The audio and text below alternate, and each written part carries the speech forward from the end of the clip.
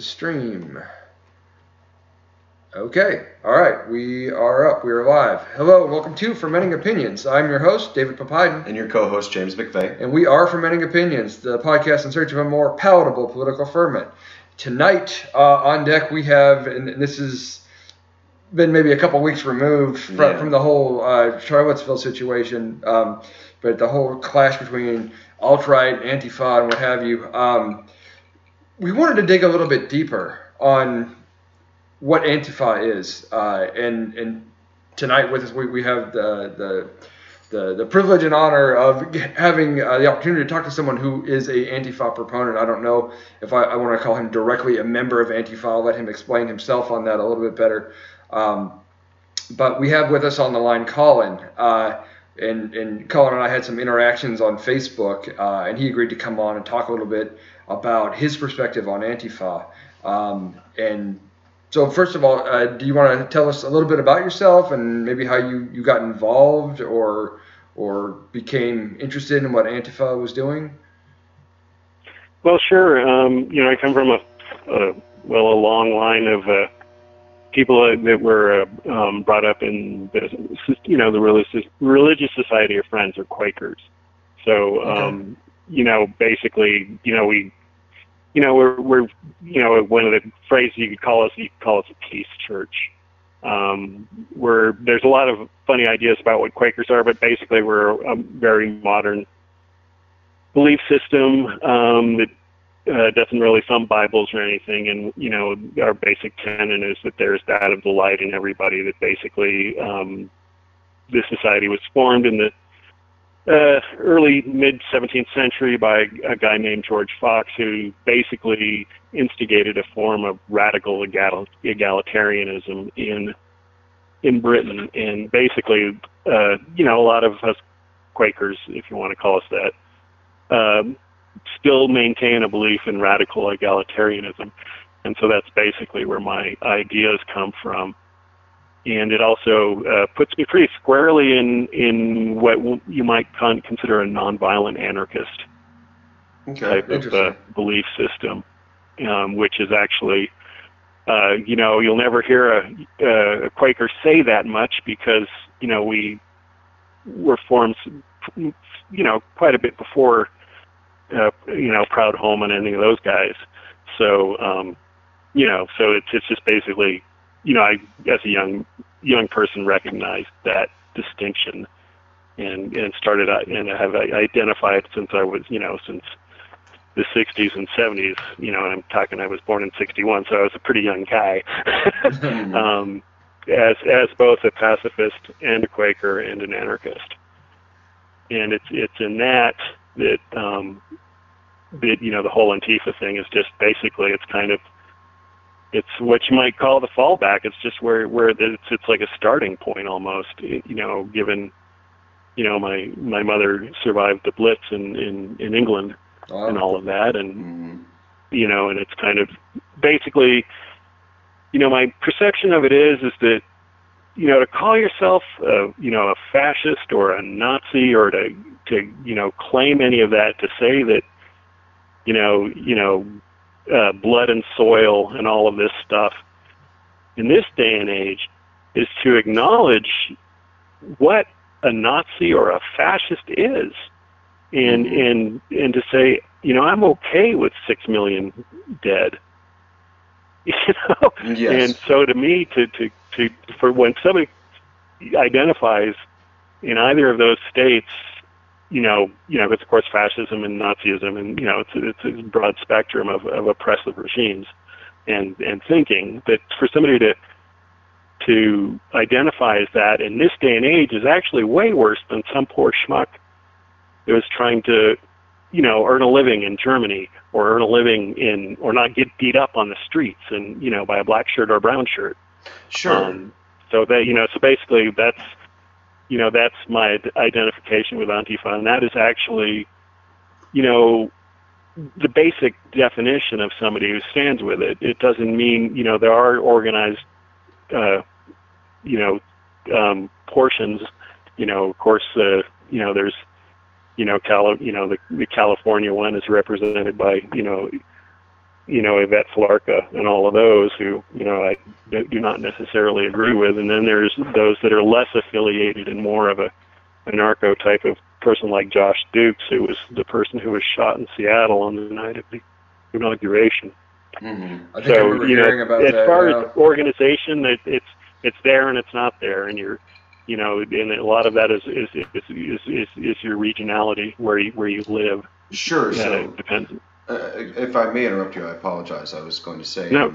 So what you're saying is the organization itself, Antifa, is not some kind of centralized organization. It's very much regional dependent. The local chapter essentially kind of has their own authority and does their own thing. We just all agree, or y'all all just agree on one simple message of anti-fascism. Yeah, and it's it can be expressed in any number of ways. It's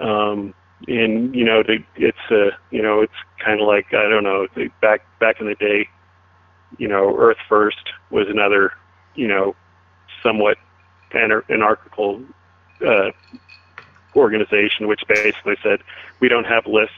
If you consider yourself a member, you're a member.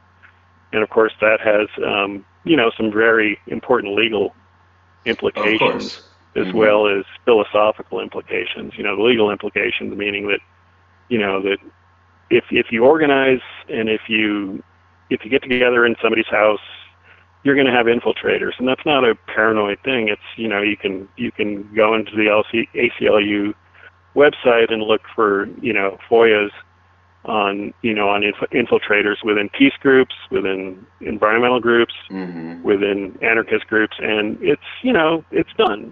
It's not a joke. It's not a paranoid delusion. It actually, there's it's verified by the government itself.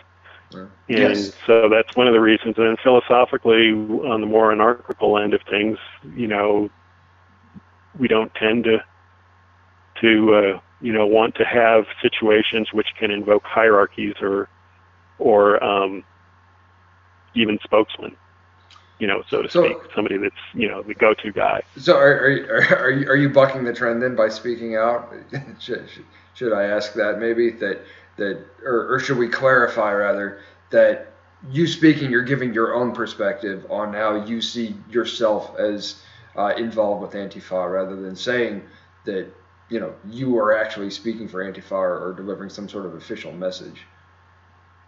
Well, when it comes to, anarchist thought, basically, everybody is their own person and everybody speaks for themselves, and whether they choose to or not to it's not a matter so much of trend, it's just a matter of circumstance. Or so just, it's kind of what somebody feels like of it. In anarcho realms, it's kind of assumed then that you are speaking for yourself. Always. Okay, that's kind of. And see, I'm deeply unfamiliar with that sort of. There are those of us who are capitalists, though, who follow that kind of thought. So, it seems unusual to me, because I am very much a product of. Are we absorbing right-wing media today? Are we absorbing left-wing media today? And what are those media narratives? There's a media narrative about Antifa, so that when someone who is affiliated or in some way associated with Antifa is speaking. My immediate question, and a lot of our listeners, I would think, would have the same question, is is he giving us the real skinny on Antifa, or is he just speaking for himself? And you're definitely speaking for yourself, but how much are you giving us? Yes. Yeah. Okay. And I would say that you've already shed a light on certain things I have questions about and I'd like to clarify on, particularly the anarchist end of it. Is Antifa an anarchist movement? Is it kind of rooted in anarchy, or is it just something that a lot of people who trend with Antifa happen to be anarchists? Probably the latter. I mean, it basically started out, as blocks of the left, and of course the classic example of the great Antifa war, where it actually was an organized war, would have been the Spanish Civil War, and amongst those anti-fascists, were anarchists, communists, socialists with, definite distinctions between communism and socialism, Yes. and Republicans, and just and partisans of the Republican government in one form or another. Sure. So particularly the original and Americans, Ernest Hemingway, Yeah. Wow. would recognize himself as Antifa. And there's some, For Whom the Bell Tolls is a great tome on that, as far as what it was to be facing fascism And fascist oppression in its gestation period, as it was not after its gestation, after learning how to walk. Yeah. Right. You're talking about in the 30s learning how to attack. Mm-hmm. I'm sorry. Go ahead. Yeah. So you're talking about in the 30s and the 40s, this kind of era where Antifa, and that's where the silly Facebook memes come from, with Captain America punching a Nazi kind of thing. Sure. Like, shouldn't we all be Antifa kind of thing? Let's punch the Nazis. I mean, I would say that depending on how wide you want to cast this net, and I'd love your opinion on this, Colin, aren't we all kind of Antifa at that point then? I mean, unless you actually associate with Nazis. Yes. I mean, I'm very anti. I would say so. I'm a libertarian, a capitalist, and unless you're, like I said, it should be everybody's fallback position. Yes. It's kind of like, well, yeah, Hitler was a big fat jerk, and so is Mussolini, and Tojo too, right? Yeah, right. Come on. Yeah, and that's seems kind of basic. And that's when I first heard about Antifa. It was right after the election. I was super pissed off at just sort of the world in general, and I heard about these guys, and I was like, yeah, I mean, they're fighting about how can you be wrong for fighting against and Nazis, not only that, right? wasn't my only thought. Mine was also, what a cool name. Right? Yeah, I was like, that name's great. I love that. And I thought, absolutely. And then you see the violence. Yes. And then you see, And then you see the violence. And then you see statements. Then you see the violence that they are shoving in your face, because it's there and it's always been there. Mm-hmm. And it's always been the boogeyman, whether it was the Weather Underground or whether it was the battle in Seattle and in the WTO days. Mm-hmm. There is always these elements of violence, and what now is generally termed as the black bloc methods, which is, of course, black bloc is not a group. It's not. It's a series of tactics. It's a guerrilla tactic. Yeah. If you want to call it guerrilla or protest or whatever.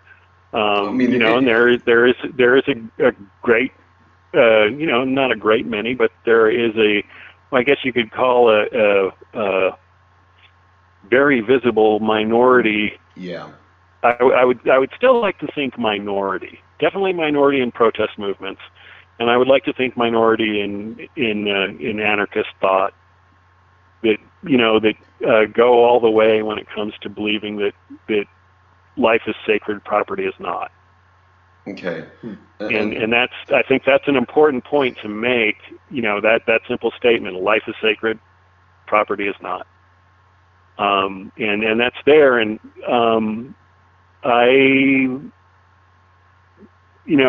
have a great deal of ambiguity when it comes to that idea. I'm sorry, I didn't mean to interrupt. I was going to say, that kind of leads me to a question, though. As far as socioeconomic status goes, what are your own personal beliefs, and where do you think Antifa is kind of trending in that way? Because we've talked about anarchy, but how would you want to structure the economic aspect of that? Of Antifa, or just being? I'm not sure. I understand your question. The economic aspect of an anarchistic society. Sure. Yes. Yeah. The economic aspect. I mean, the fact that there's always going to be value placed on action at some point. Like whether it's just if you live in a society without currency and you receive more benefits from other members of society because they like you more, or they like your message more, or they like what you do more. There's always going to be some perceived value that is collectively agreed upon. So it kind of runs me to the question of not just Antifa, but anarchism in general. But as we've kind of shown, or at least we've kind of come to the conclusion, it sounds like most of Antifa is anachronistic or anacro or whatever. It tends to a degree at this point. Yeah, I mean, I'm sure that I've never really attended any groups of it, you know, in the you know, as specifically Antifa, but you know, I imagine there's probably a bunch of them that use Robert's Rules of Orders and all of that gnarly stuff. But you don't actually attend any of these yourself?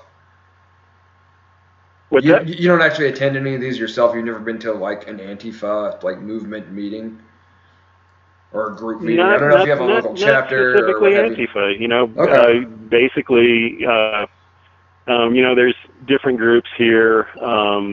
You know, even friends meeting in. You know, there has been, you know, and most of my training and all of that was based in the what I jokingly refer to as the Great Anti-Nuclear War of the late 70s and the 80s. You know, and that's where all of my civil disobedience training came from, and that's you know what I enact in. Could you expound on that just a little bit? Like, could you tell us like what does that entail? Because again, I guess what I'm trying to get out there for our listeners is that you're very much espousing a nonviolent approach to this. Could you tell us about sort of how you came up in nonviolence and you know what those experiences were like and what that training was like? Sure, that's a long time ago. I know that's a whole other show, well, maybe, right? I was, you know, basically, you know, aside from everything else, I've always, you know, ever since I was a little kid, I was always very much interested in the environment and very, very concerned about the environment. So everything that I've done stemmed from that, including my, you know, what we would call witness as a friend, as a Quaker. And so I was a young man when I was 16, I had the opportunity to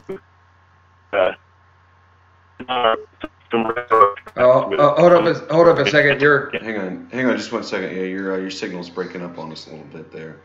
Okay. Yeah, we had some garbling. This will be a perfect example of something I might have to edit out later. But it was just a audio garbling. So anyway, I'm sorry. Could you please repeat your last statement? You know, I had the opportunity as you know, a young guy of 16 years old to sit on some railroad tracks with Allen Ginsberg and Daniel Ellsberg at a place called Rocky Flats, Colorado, which at that point was producing what are either called nuclear triggers or nuclear pits. They're basically the same configuration as the bomb that was dropped on Nagasaki, which are used to set off the thermonuclear explosion of an H-bomb. And so we were protesting those, and that was my first, you know, opportunity to be arrested and to learn civil disobedience training. You weren't allowed on there unless you had the training. And over the years of my protests, I actually did train people. And, you know, the techniques have evolved over time, but basically the idea is to, you know, when confronted with possible violence, you know, of course, the first trainings were had much more to do with, you know, angry people coming to the protest or the occupation at that point. We were actually occupying some railroad tracks. We had a teepee set up, and you know, we were doing our silly thing there, and you know, call it silly. A lot of people do, but it meant a lot to us. Sure. And you know, so the idea was if somebody came with violent intent into the camp to try to, you know, quell them and to, you know, give enough break in time to allow for the other people to come and just to, you know, just to disperse any violence. And so, you know, there is that sacrifice that is in part and parcel with that idea. Well, if I'm going to confront this guy, and this guy could beat me up, he could kill me, he could drag me through the cactus, which has happened, the dragging through the cactus part. And, you know, and so that was always, you know, that was always there. That's always in the back of your mind that kind of thing could happen, but you're doing it anyway. You're not going to confront him. You know, one of the big things that we were taught was the dead hang, which is where you just put your arms around him and your legs around him. And, you know, you're supposed to, you know, say, whisper sweet nothings in their ear, basically, you know, asking for them to, you know, because, you know, I do believe that a lot of times when people become violent, you know, there's a lot of biochemical releasing that's happening. You know, a lot of testosterone or, you know, adrenaline, whatever. that's coursing through the body. And if you can, and basically, the people lots of times when they're violent are just kind of out of their heads temporarily, and with any luck you can bring them back. Realizing, oh, this is a person here. This isn't some commie, and a commie isn't some type of different animal than I am. It's actually a human being. So basically, the techniques try to get you to convey that. And so over the years, I was actually, I'm not a little guy now, but back then I was this skinny, effeminate kid with no facial hair and long old hair, and now I'm like 210 pounds and 6 feet tall, and people are usually intimidated by me. That's not the point. And going into the more recent future, the last really radical episode that I had was at a Trump rally, prior to the election, a campaign rally here in Albuquerque, and it got violent. It was pretty much out of hand, and basically, the Albuquerque cops. I don't know if anybody knows it or follows that type of news, but the Albuquerque cops are out of control. They're under a consent decree and all of that. They're pretty violent. And so, basically what I did was I was putting myself between the police and the people who were, on the edge of riot. I would not call what happened a riot. It was an angry protest. There was a window broken. I don't believe it was, I think it was more by default than design.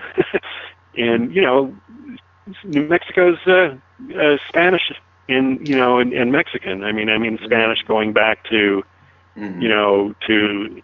Catherine of Aragon. We're talking old school, old Spanish. And then there are all amongst the New Mexico Spanish, there are also, Mexican nationals and a couple of generations Mexican nationals in the Spanish here. I think I remember seeing some of that on the news, the sort of the intermittent outbursts of violence. I guess it was a Trump rally in Albuquerque. Do I have that right?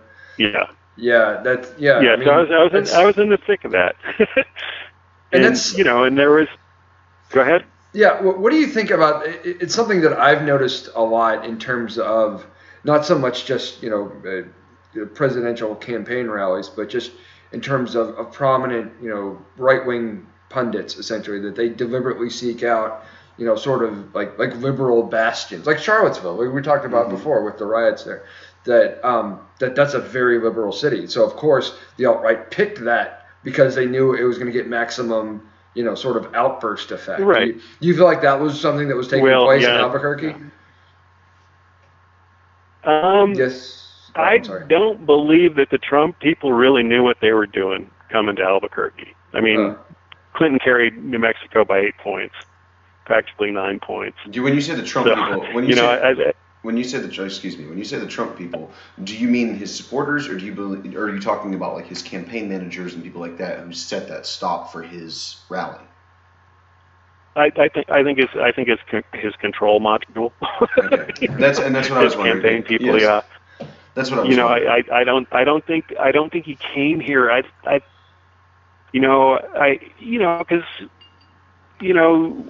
New Mexico is guns, hunt. We're a rural state. We're mountainous. Yes. I'm a pacifist, but I own guns and I hunt. Can I ask you another question? And if you don't mind, can I kind of direct where you're going with this? Because I've got a question on you or for you on this topic. Specifically, do you think that maybe, I don't know if you've ever been involved in political campaigns versus protesting and different causes like that, but Sure. part of the idea here, especially for Donald Trump's campaign, if I'm one of his campaign managers, if we're playing on chaos, because let's face it, that's what got him elected, is chaos. He's creating chaos. Wouldn't you want to go to Albuquerque to piss people off, to actually get people riled up, to draw attention to the people you want to demonize and to rally your base and say, look at all these angry leftists? I don't think so. I definitely believe that occurred. I definitely believe that was his thing, but I think he probably thought he was pretty safe.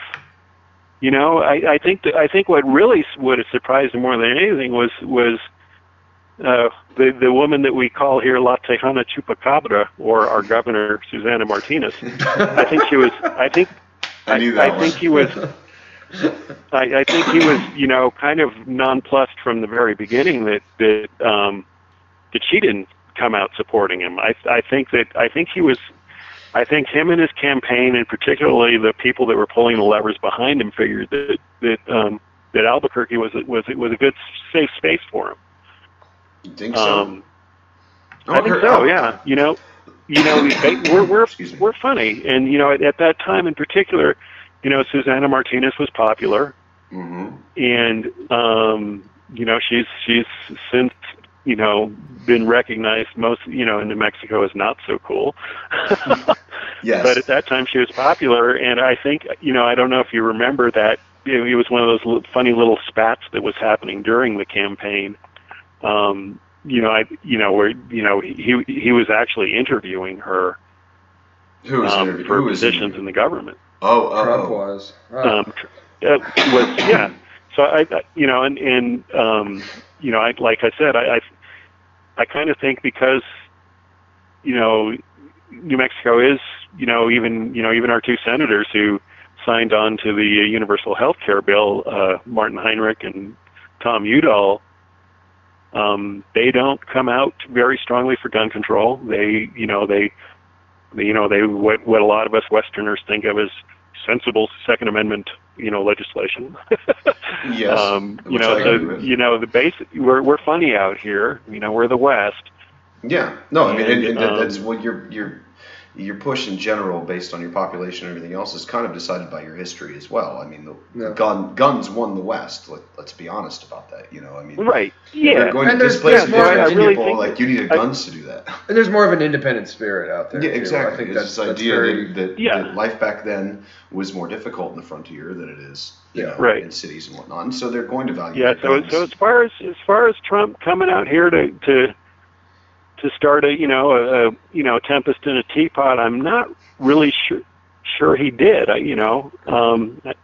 kind of get the feeling, you know, especially watching what happened and watching, you know, where I was positioned, I was able, you know, it's basically part of one of the entrances to the convention center, and you know, they basically had to, you know, they kept all the people inside for longer than the event, you know, happened, and then they tried to figure out how to get them out, you know, and finally I think they ran them through, you know, you could see them all being herded like cattle, you know, through these windows. You could see them down these escalators, and I guess probably into a parking garage or something. They did not, I don't believe that anybody believed that what was going to happen was going to happen. I mean, the you know, it you know, in the classic circumstance, what happened was, you know, there's a very large peaceful rally with speakers, and you know, those are usually like a party scene, and people bring their kids, and you know, well, it's, you know, lefties feel good about each other, and you know, and we see all our beautiful friends, lefties. And everything is beautiful, you know, and then on a late summer's night, the sun goes down, and you know, one of the things that happened in particular, one of the little things that holds out in my mind was, you know, basically I got, you know, there was this whole, you know, movement of people, this thrust, this push towards the doors and the windows, and there was, you know, like a rotating door. Yes. The revolving doors. You know, and there were some people that got in there, and they were like slamming those doors, and I'm, you know how you give them the little spots in there, the little holes in there, and and you know, I got in there, and I'm trying to, you know, talk to this one guy, and I'm like, you know, we really don't want to do this, you know, let's, you know, we're facing Albuquerque cops, you know, just trying to say whatever I can to get this guy from not busting this door down, and he goes to me, well, you guys had your nice little protest, it's our protest now. Wow. And and that was that basically, and they were unaffiliated. Of course, but at the same time, these are the kinds I mean, of people. as far as I'm telling you, like, those guys were just angry people. Were they? They're without any affiliation of any group whatsoever, and that all of the rowdiness that I saw was all individual action. Your classic mob rule type of thing. Sure, yeah, people get excited where too everybody, much. People start going into animalistic nature of reacting and thinking they have protection in numbers. Right, like I said, people start getting those biochemicals flowing, and you never know what they're going to do. Sure. And so that was what that's if you don't mind me, I think that was surprising to everybody. And if you don't mind me, I don't think that.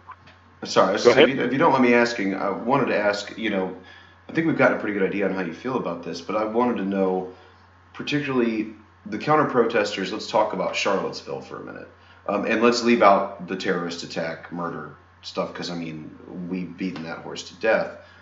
But the initial response, it does, clearly. That's evil and terrible. But the counter-protesters in general, whether they're Antifa or not, the pushback against the white nationalists, those people came violently. It seems to be the overwhelming response. Like from what we've seen anecdotally on this show, talking to other people who were there, the entire point of being there seemed to be violently to resist against National Socialism or against white nationalism or something like that. That was that we had to give a little bit of a background on this, Colin. We had several weeks ago now, maybe 3 or 4 weeks ago, we had actually a friend of James here was actually in Charlottesville, kind of just wanted to see what all the hubbub was about. He wasn't really a participant of either side and didn't really have a dog in the fight. And he was sort of a witness to everything that went He was down. about 10 feet away when the car went running down that street. He was right at that stop sign. Yeah, he was right there. Video. Yeah. And one of the things that I guess he had reported to us on is the fact that people on both sides definitely showed up for a fight. They came armed, just as the white nationalists. They were handing out shields to people. Yeah, that was the white nationalists. They had their own little makeshift weapons and things like that going on. I'm guessing not really much in the way of firearms, but baseball bats, clubs, things like this. And this was the group of people that got attacked by that vehicle too. So he was in that group in that march. He just kind of fell in with them. And I was asking him, I was like, were these people armed? Were they peaceful protesters or not? And he said it was kind of a mix, but he was like, there was no shortage of weapons and people ready to fight in that group.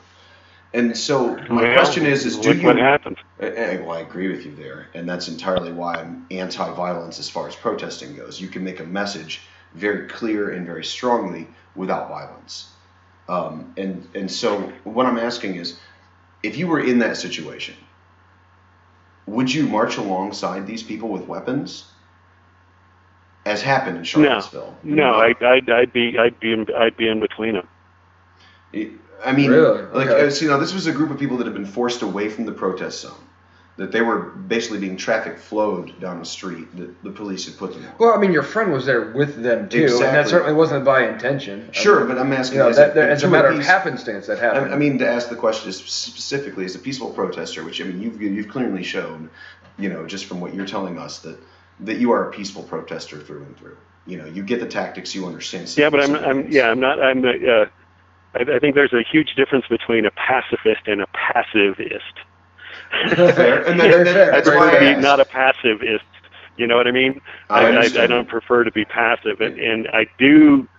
And this is where I think a lot of people in my situation are. A lot of us that really would prefer the nonviolent method. I have friends, and I call them friends, who aren't above not of being more rowdy. Some cracking some Nazi skulls. The kids that I'm honored to be, think of as my nephews, are up there at Standing Rock, and and one of them, the night of the big night of the big confrontation on the highway on what is it, water bridge or whatever, Blackwater Bridge or whatever they called it. I'm following. Yeah. At any rate, one of them was one of the guys that ran under and handcuffed himself to one of the vehicles, locked himself to one of the vehicles, and I believe in that. I believe that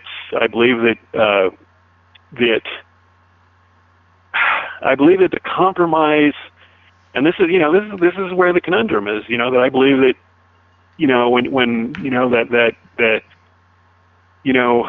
my liberal friends who like to listen to nationalist patrician radio, they're never going to, they're just, Wow, that was a crunchy name right there. I like that. That's funny. Okay, go ahead.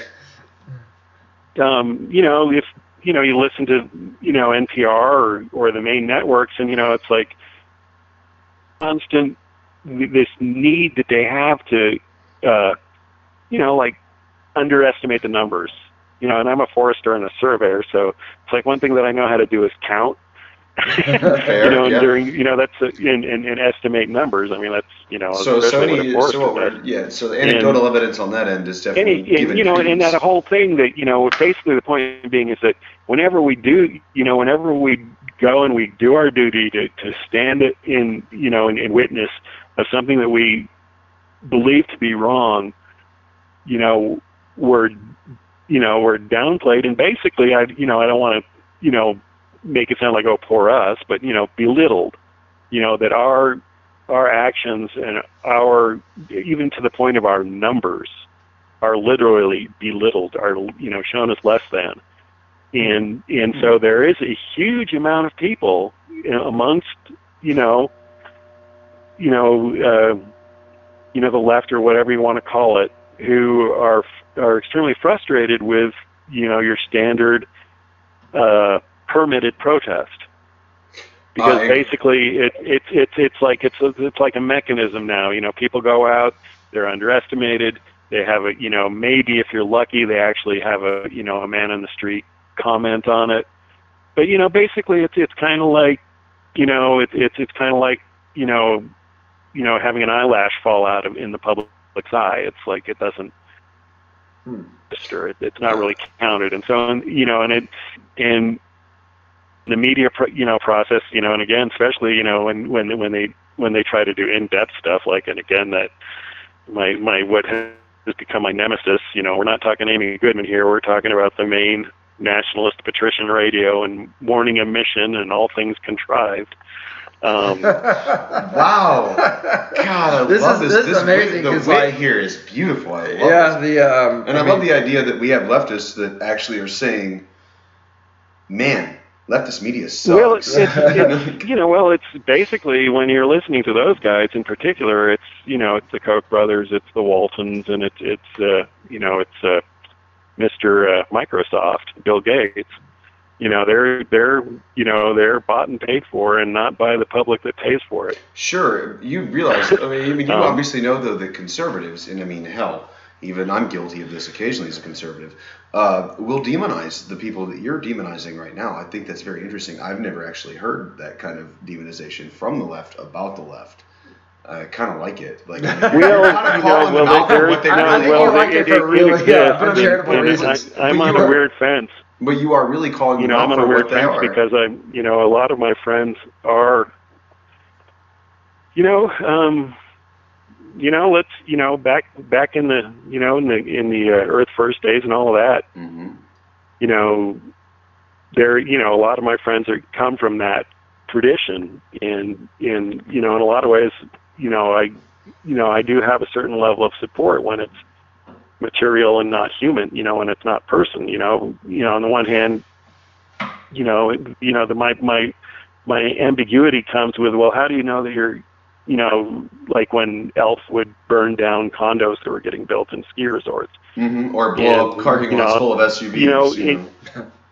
Well, no, that most of that is a bunch of hooey as far as the car dealerships and such. The who bombed Judy Berry thing and all of that. Judy Berry was ambushed, and that was not her bomb at all, and that was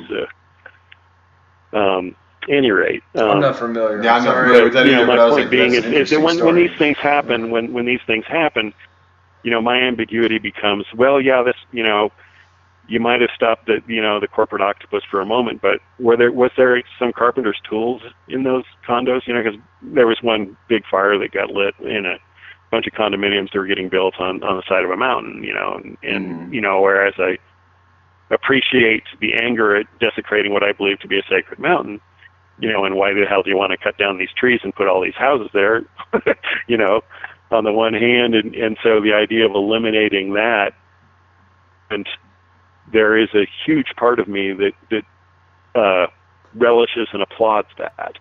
On the one hand, on the other hand, if some poor carpenter had his tools in there and was out his tools, and everybody knows that a carpenter doesn't insure his tools because he's a working stiff. Yeah. Right. That I'm not for. I can't go for that. So yeah, you see, but okay, I got to ask you a question. And that's basically what informs my philosophy and where I want to go. What I'm doing. If you don't mind, I'd like to interject again with another question here. You just recognize this carpenter's tools and everything, and that he's a working stiff, and that he's trying to earn a living, and they could be damaged in the process.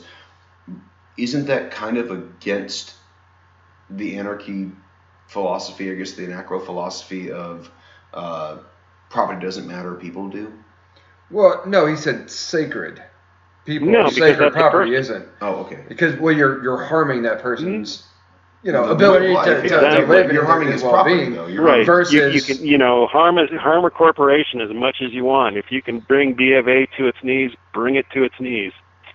But a carpenter is a human being, and when you injure a carpenter, it's somebody that you should be in solidarity with. Sure, but if you bring a corporation, and of course that, right, of course, then where's the, you do have a question, where's the line? Yes, that's where my question is. If the schmuck working for B of A, the poor little teller, loses his job. Is that guy Damjaniuk? Yeah, exactly. But is that guy Damjaniuk? Is he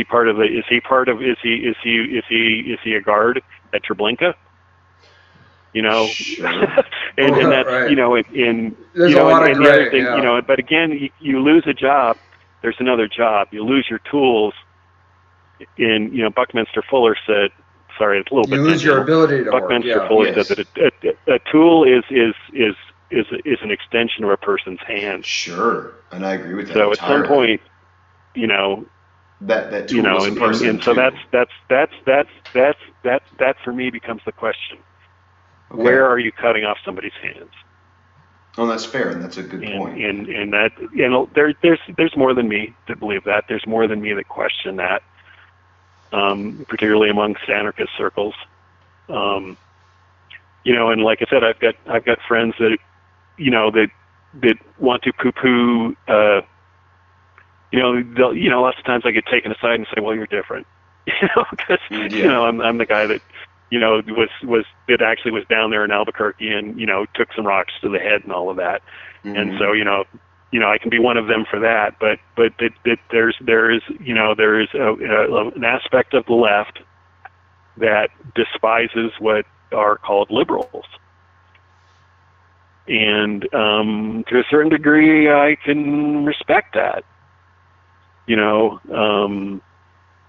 there is that point, and again, going back to the peaceful protests, the permanent protests, so you did your little thing. It's like, it's kind of like going, like, I imagine for some people when a Catholic goes to confession, you say whose streets, our streets, and then you go home and you feel better that you were there.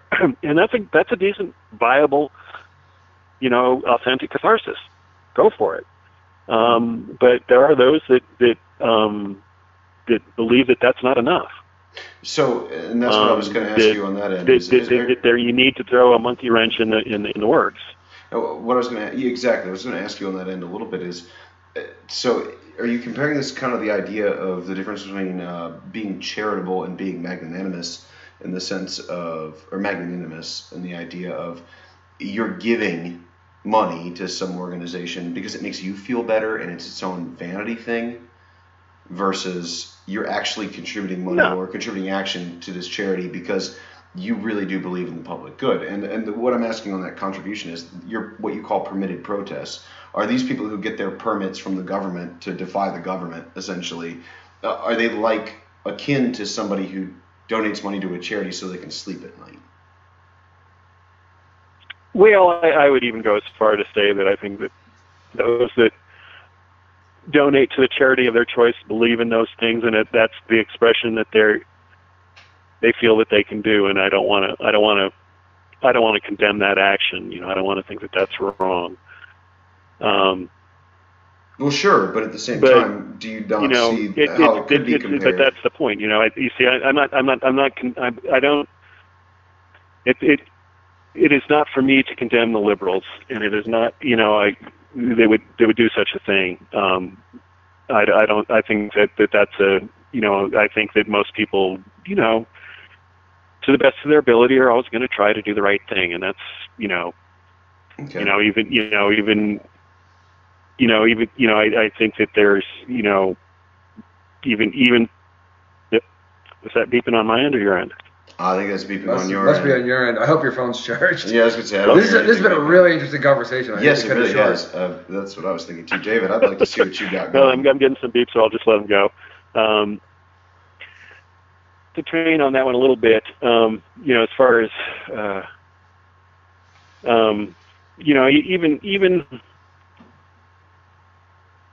I think there's a certain amount of logic and parity that comes with some people on the fascist end of things.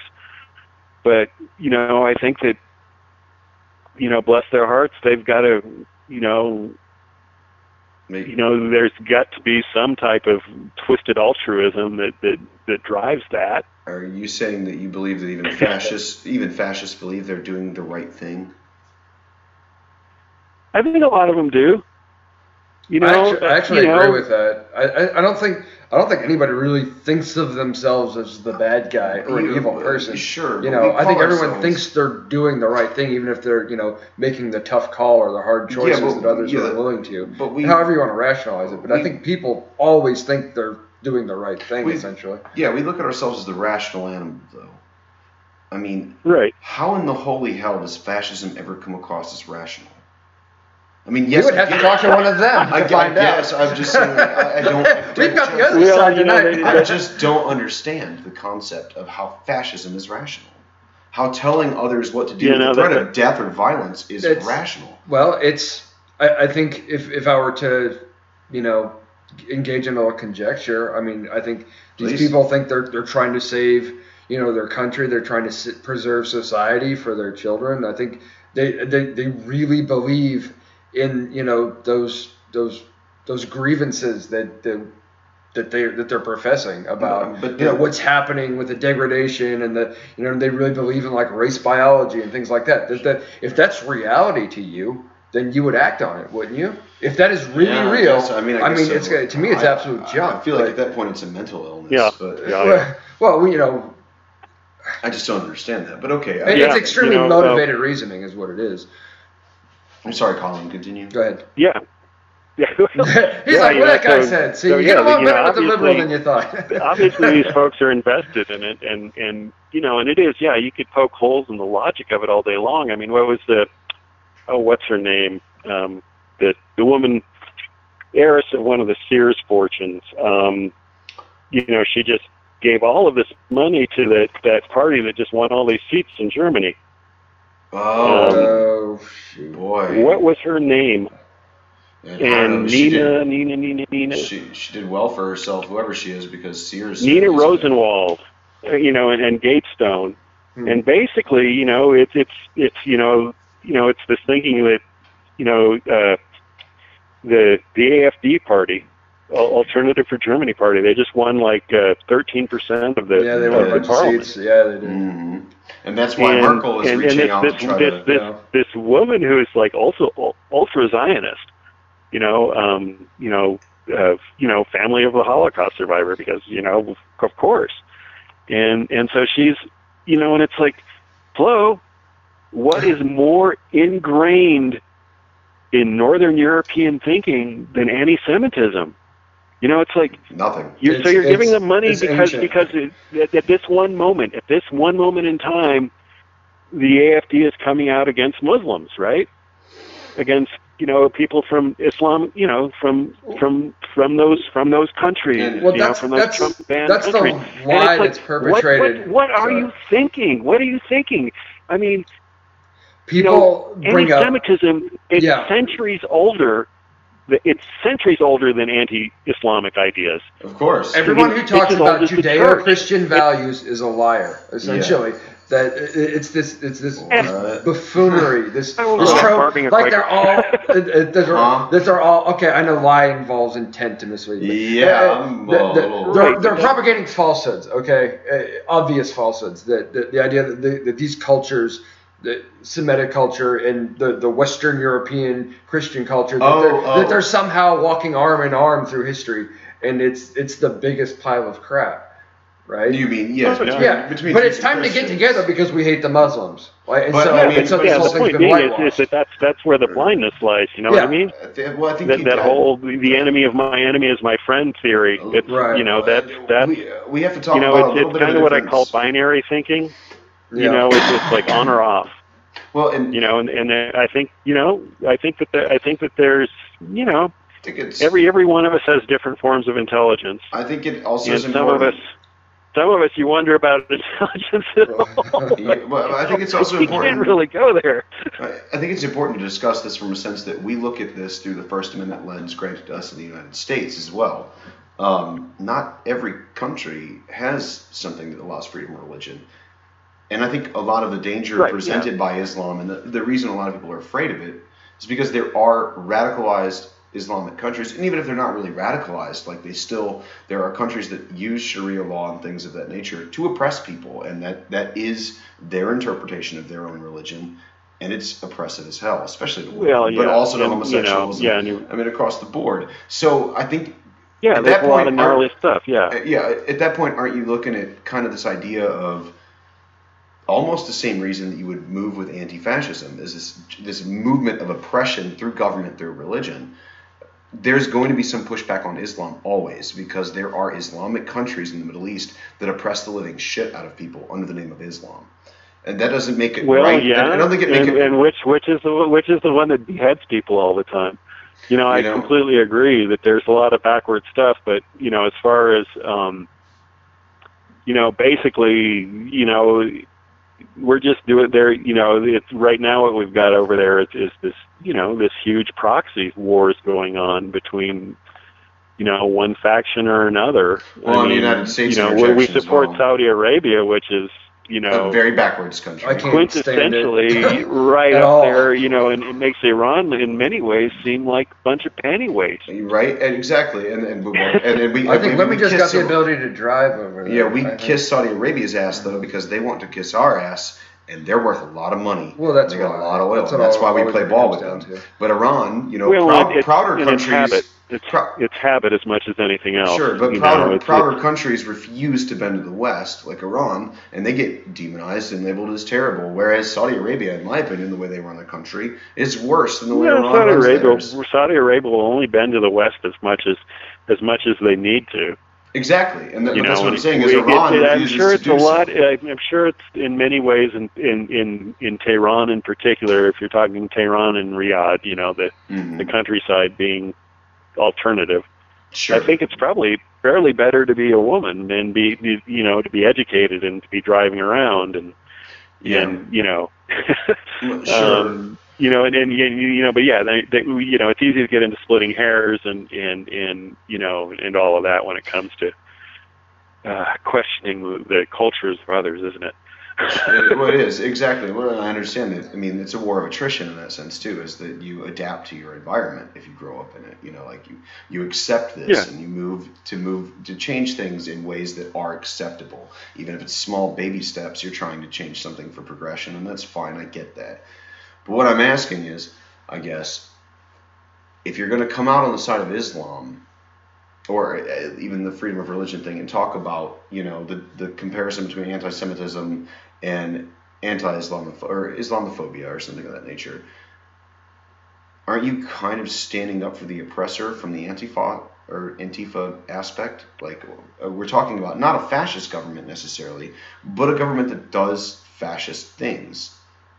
Saudi Arabia was an example. Iran is an example. I think Saudi Arabia is stricter, but these are countries that operate under Sharia law that are oppressive as hell. And you are forced. No, I think you'll find most. I guess, I hope that I'm represented when I say that, that I can only work witin my own sphere of influence, and I can only improve myself. Sure. And in extension to that, my country. Mm-hmm. It's when it comes down to, basically, my favorite definition of fascism is basically what Il Duce called it. He called it Estado Cooperativo, or the corporate state.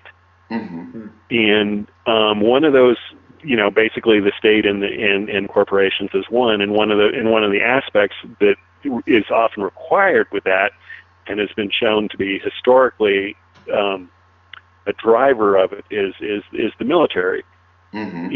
In the military-industrial complex, as Eisenhower might have called it. And combined with a fierce nationalism. Mm-hmm. And so if one of my ledgers, one of my tilting points of when a country is working towards fascism or becoming fascist is when the blood and treasure of that nation, the tax money, whatever, is tilted more towards the military or tools of oppression or weapons or violence. Okay. And here we are in America, and we are definitely spending more than half of our budget, half of our discretionary spending on the military, on the prison industrial complex. Didn't we just cut them a check for $700 billion this year? So for me, that's it right there. And whereas, I'm completely opposed to oppression everywhere. Mm-hmm. I'm not afraid to bring out a little Matthew and say, though, as you treat the least of me, so you shall treat me. Sure. And I see that, on the one hand, I vociferously oppose the oppressions that happen within, Islamic states. But, more than that, I have to first say, well, I don't get to say that until I say we got to get, how can you give these people breathing room to figure out their own house if we're invading it? That's a great point. I would agree with that too. I was only speaking philosophically. Yeah, that's complicated. Yeah, that is very complicated.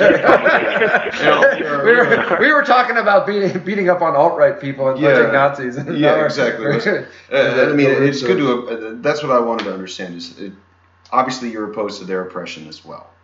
Well, but I've got, like I said, I've got to, you got to worry about your see own. What I can do to change our attitude and to get our war machine off of their backs. Yeah, it's not to ignore what's going on in other places. I think it's kind of. I think it's kind of a similar tactic to isolationism in that sense. As far as I guess what you're concerned about is, look, I can't worry about what other countries are doing. I got to worry about us first. I wouldn't say that necessarily. No, I don't think it's actually quite the opposite. It's quite the opposite. By me saying that we have got to get off these people's backs, that's saying, it's about taking a different tactic. It's not about just withdrawing entirely. I would say. As a forester, particularly, I'm a restorative forester. I try to, lots of people don't understand it, but New Mexico is very heavily forested. We have, alpine mountains and great forests, and as most people are a little bit aware now, our western forests, which actually represent 25% of the United States carbon sequestration, is under a huge amount of stress. And one of the things that I try to do is to release the stress on the physical forested environment so that it has a chance to recover from the stresses that it's under, so it can, thrive and continue to sequester carbon. And all biological systems share similarities. And any just like, you know, a group of trees are under stress or a group of people are under stress, you cannot expect them to act well. I think, you know, and so that's, you know, in an altruistic sense and in believing in social justice for everybody. And, you know, and again, like I say, you know, a radical egalitarianism to spread. You know, the first thing you do is you don't oppress them. And, you know, what you're responsible for, you have to start with yourself or your nation or your group. And, you know, and then there's plenty to do. I mean, we've got plenty of leverage, you know, particularly with, you know, any of the nations that, you know, have petroleum, and we've got lots we can do. You know, when you think about the trillions and trillions of dollars that we spend at war, can you imagine what would happen if we just gave that money to the people of these countries? You know, who cares? You know, who cares if you want to call it a bribe? You know, you go to Salman bin Saud and you go, you know, here's $10 million. Just back off. You know? I mean, that's great. Actually, why not? You know, I understand. And here's where we get the pushback. I think that, and I'm not even going to disagree with that. I think that's a great tactic to some degree. It's just like, here's some money, man. Fuck off. Essentially, you know, like, I'm really tired of listening to you. And you know what's really hilarious about that? Actually, I want to bring this up. That this is a stupid anecdote, but if you can create arable soil in Afghanistan, you know, if you can spend all of the money that we spent bombing the hell out of that place and use it for positive effect, it's got to have a positive effect. Yeah, hell, we could contract for it and get paid. Doesn't have a positive effect, even if they're still just gonzo for yesterday. You know, at least you can say that, you know, I did the right thing. You know, killing your brother wasn't the right thing, so I'm going to try to, you know, I can never bring your brother back, but here's something that I can do. How do you? Let me ask you. I guess to sort of circle, because we're coming up. We just hit an hour here, and I don't want to keep you forever. To circle this back around, how would you tell other people about bringing this philosophy home in terms of the way we engage each other politically, the way people go out and protest? You know, how to enact change here in the United States? What, if you have any message or anything that you would like to espouse? This is your platform, essentially. Well, let me. I'll do this as a couple observations of what's happened recently. Okay. You know, of course, it's very disheartening to know that,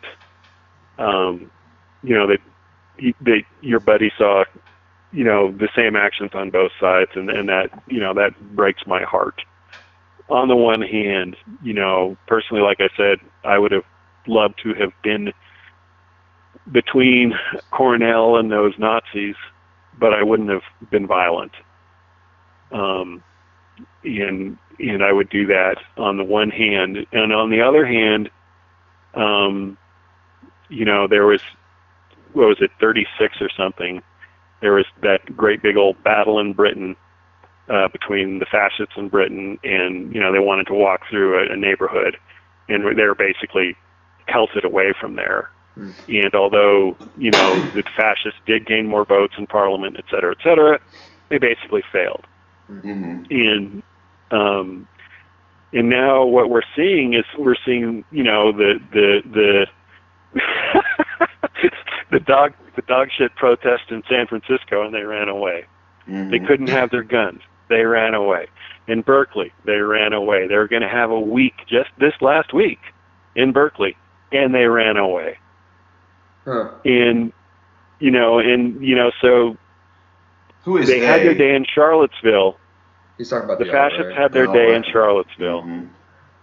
And, you know, and ever since then, you know, there was that in Boston, you know, there was like a pathetic couple of handfuls of people in a gazebo surrounded by peaceful protesters. But didn't we have violence in Boston? There was a couple of incidents. And see, this is the thing, that you have a couple of violent actors, right? A couple of people destroying property. You got a couple of violent actors, but you had thousands of people. That's the story. Yeah, now that there's thousands of Antifa destroying shit. Seriously, I mean, right? But there's maybe one, maybe two, and the probability that one of them that did it was an infiltrator is pretty high. Particularly with there was the protesters, the anarchists that got busted. Oh, what was it? The 2008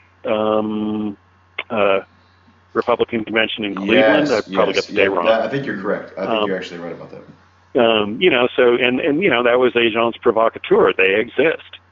They happen. And I was going to say, is that definitely exists in social media? That definitely exists. A seasoned group is better at picking them out.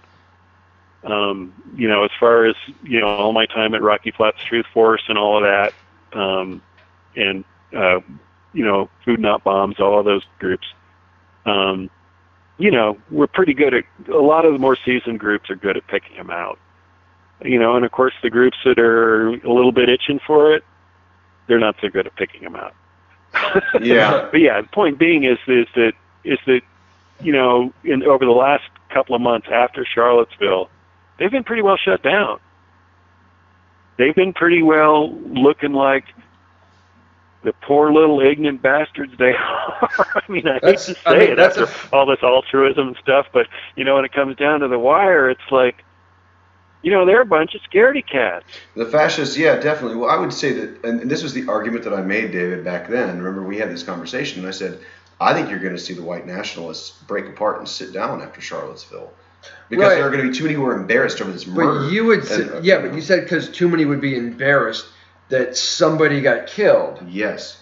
And I think that happened. I think it's in the face of this opposition, which is what Colin is saying, is that, like, these guys, if they can't have their guns, if they can't have this and that and have it the way they want, and they get outnumbered by peaceful protesters everywhere they go, and they're running scared. It has nothing to do with remorse or thinking we crossed the line somewhere. I don't think these people really have, that kind of moral compass to tell. These are the kinds of people who are blood and soil. These are the kinds of people who come to fight. If they thought that energized them and that was okay and that murder was justified, you would think they'd come out stronger. Not even the fact that they're peaceful protesters. I mean, and no offense, Colin, but if I'm a violent person and I have this alt-right, this fascist violence thing going on, I'm not afraid of you. You could be in the thousands, and I'm really not terrified by you. You're a body that can be killed. I would disagree with that. I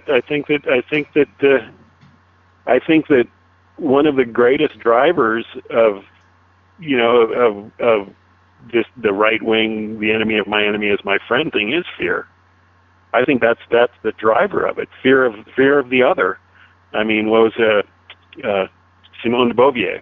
Ah, yes. The whole idea of fear of the other is being a huge part of the human existence. I agree with you entirely. And it is, and it is, and that is definitely, that goes back to when we were banging on rocks and didn't really know how to build fire real well. It's old. It's tribalism. It's an evolutionary dead end. That kind of fear. Yes, I mean it's the idea of natural law. It's just thrashing about in its final throes. But I think fear is the number one thing about that prevalent attitude of fear of black boy, fear of brown boy, fear of, oh my goodness, the whole thing with Ivanka Trump and the guy that was freaking out that she married a Jewish guy. Yeah. I mean that's very fear-based. That's that goes back to Darwin and continuation of the species and this fear of my group, my identity will be eliminated from the face of the earth. That's fear. So I'm asking you, do you think that drive is the same thing that you believe that this fascist movement has caught fear from nonviolent protesters, or just in general by the overwhelming numbers of counter-protesters that come out against them? I think it's a different kind of fear. I think talking about what's energizing in the first place. Yeah, I think fear is the engine, is the fuel and the engine from which they breathe, of which they breathe. Yeah. And it's how it's channeled. Mm-hmm. And currently, I believe that it's being channeled away from the streets. and who knows if that's a good thing or a bad thing. I mean, who knows how it might rear its ugly head in the future. But for now, I'm seeing that the Antifa, in more so than that, those that come out in large numbers and aren't violent.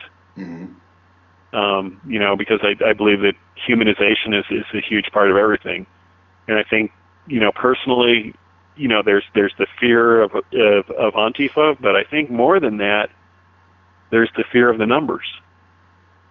The fear that I might be wrong, that some little BB's rattling around in that boxcar of a brain, saying, "Wow, the kind of idea, there's a whole lot of them, and there ain't many of us." The kind of idea of if 10 people tell you you're drunk, you should probably sit down, type of thing. Is we show up in force and we think 500 people's a lot, and then 10,000 people show up against us. It's kind of this idea of, oh shit, I might have got this wrong. Yeah. Right. That's very interesting. Yeah. No, I mean, that's a really interesting perspective. I agree with you. I mean, considered it because we thought this thing was, since November 12th or whatever of last year, that we thought this was a train that was just going to keep on rolling. But it does seem like there has been, at least temporarily, a shift in the tides here. And that's kind of what I was getting at too when I was talking about that. Though, is this idea that. And I think we kind of. But I have to agree with Colin, though. I don't think it's a function of remorse. I think it's. I think it's fear of being outnumbered, and then But as you're saying, a fear of realizing that you're wrong. Yeah, and that's outweighing I think that's the persecution complex and the tribalism.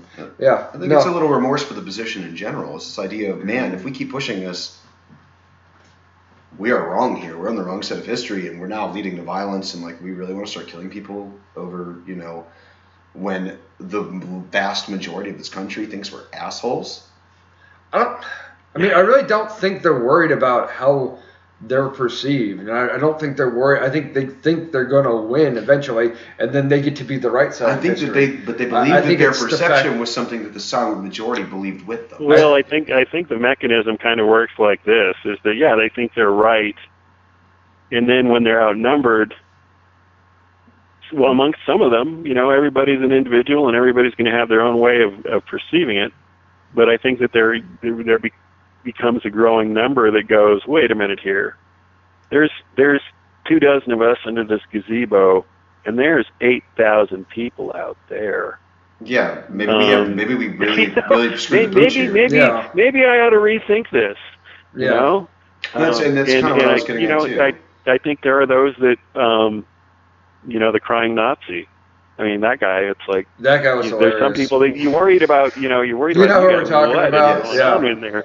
It's like the guy who was in the Vice documentary. Yeah, this is for anyone who's listening. We're talking about the guy who did the Vice documentary. Chris Collinsworth or something like that. Something like that. No, that's a sports announcer. No. Who the hell am I thinking of? That's his fault. I don't know sports guys. No, I can't. But yeah, that he was basically a prominent, I guess, leader as one of the organizers of the Charlottesville riot, protest, attacks. What was it? Unite the Right. It's for the Unite the Right thing. He had the shirt, I am the radical agenda, blah blah blah. And then he's like, I guess he got doxxed or something afterwards. Yeah, well, he admitted who he was. It wasn't necessarily. Well, he got indicted. He cried over being indicted. Yeah, exactly. So he was charged with crimes he committed, on camera. Maybe you shouldn't, invite documentarians, especially, Vice, a leftist documentary group, to come join your squad so that your crimes can be aired out on national television. I mean, and he cried, and boo-hoo, bro. The optics were not good for their side. I can't say as a conservative, I will give a personal fuck you to every white nationalist. Fuck you. And I'm serious about that. And I am not nonviolent. I'm not about it. This is the conversation I have with friends who support Antifa. To wrap this all together, these people who support the violent agenda, is I say, well, look, I don't think it's right for you to be violent in protest. As if you really feel like this is a time to be violent, it's time for you to get rifles and to have a militia and rise up against this. And this is exactly what we don't want to have. Well, I know, exactly, but I'm saying that if you really feel that way, stop and think about it. Do you really think it's time to get rifles and start militias and start killing these people? If you don't, then stop being violent, period, in protest. You know, there are only two lines there. It's either to fight and to really fight and to actually tactically organize and fight, or it's not. Yeah. That's how wars work. That's how freedom works. Right, and we don't want to go there. Yeah, that's fair. And I and that's, I think, that's sort of your point, that you don't want to go there. No, I don't. I don't think it's time to go there. But this has been really interesting. This has been really edifying. There's a whole perspective on Antifa that I didn't really quite understand. That you would intimated at and sort of, I was like, yeah, really, maybe he's just one guy, but no, I don't know. It seems like there's really quite a bit more to this than I've realized on the surface. Because we like to say in the trying to be fair to everyone, saying, oh well, the conservatives they've got the alt-right, they've got to get rid of them, and we got to get rid of the Antifa because they're clearly wackos, on both sides, and we're just trying to come back to normal politics again. Mm-hmm. But I don't know. I might have to do some rethinking on this. Sure, I think it's definitely a lot to unpack here. That's why I've been probably quiet for a lot of it. It's given me a lot to chew on. Yeah, definitely. I've only really interrupted to kind of steer conversation and ask questions. Yeah. I appreciate you, Colin. I really think you were very enlightening. To a Jeff Foxworthy routine, right?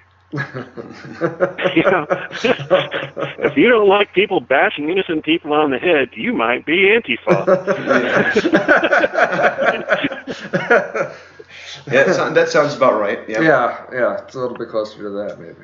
I could see that, but I think we really kind of got to wrap it up here. Yeah, and this has been fantastic.